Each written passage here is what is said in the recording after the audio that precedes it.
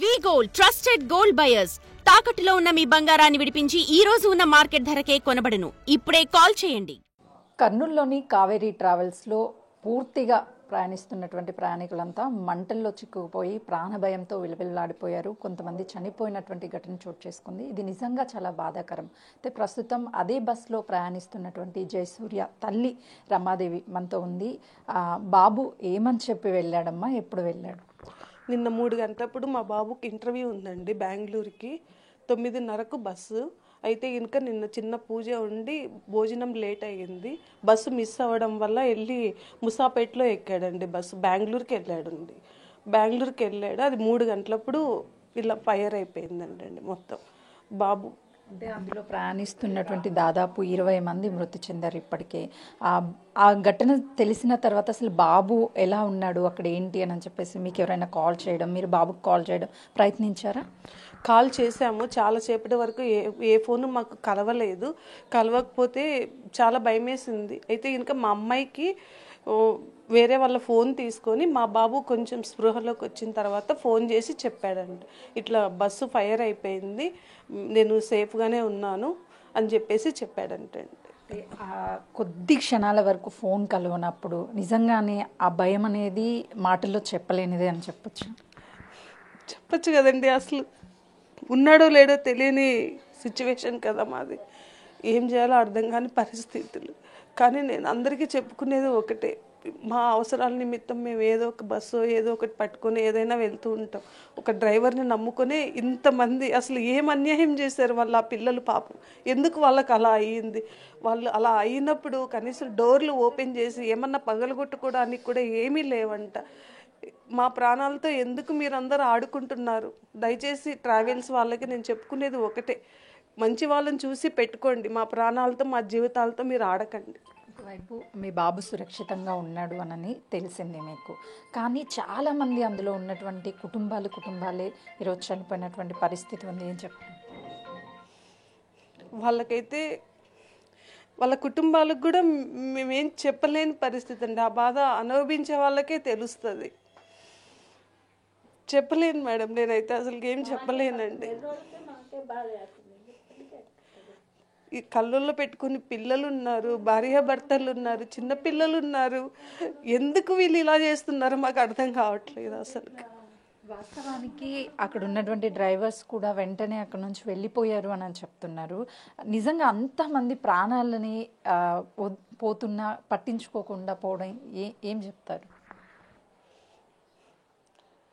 ఆ భగవంతుడే వాళ్ళకి శిక్ష వేయాలండి. కాకపోతే ఇంతమందిని ఇన్ని విధాలుగా ఇప్పుడు యాక్సిడెంట్ అయిందని చెప్పి వాళ్ళకి తెలుసు, డ్రైవర్స్కి ఇలా ఫైర్ అవుతుందని కూడా వాళ్ళకి తెలుసు.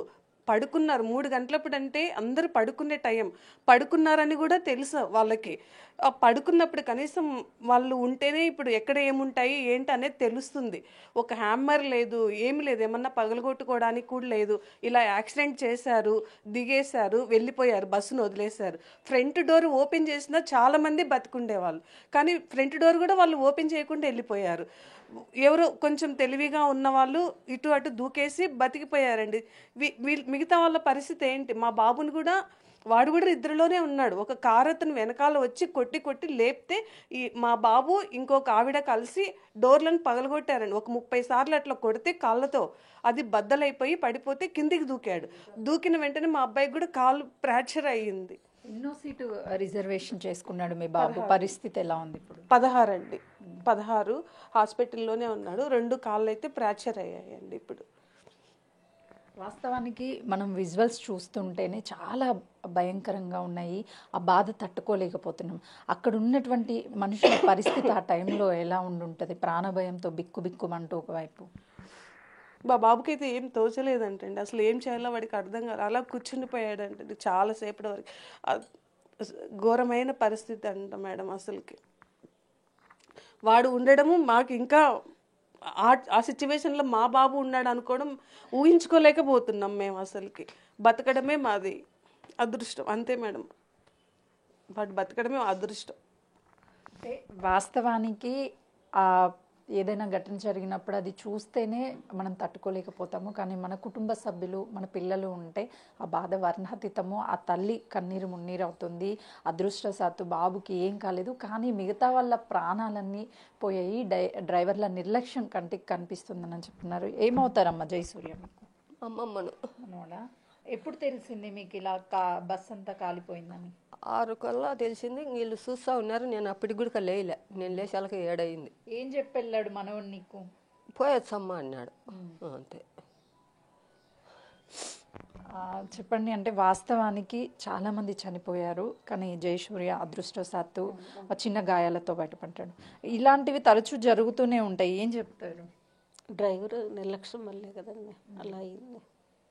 డ్రైవర్ మంచిగా ఉంటే అందరు సేఫ్ అయ్యేవాళ్ళు. మొత్తానికి కర్నూలులో జరిగినటువంటి ఘటన చాలామంది కుటుంబాల్లో విషాదం నింపింది. కానీ అదృష్టవశాత్తు కొంతమంది మాత్రం బయటపడ్డారు. డ్రైవర్ల నిర్లక్ష్యమే ఇలాంటి ఘటనలు జరగడానికి ప్రధాన కారణం అని చెప్పేసి జయసూర్య తల్లి చెప్తుంది. కెమెరామెన్ చైతన్యతో సుజాత, మియాపూర్.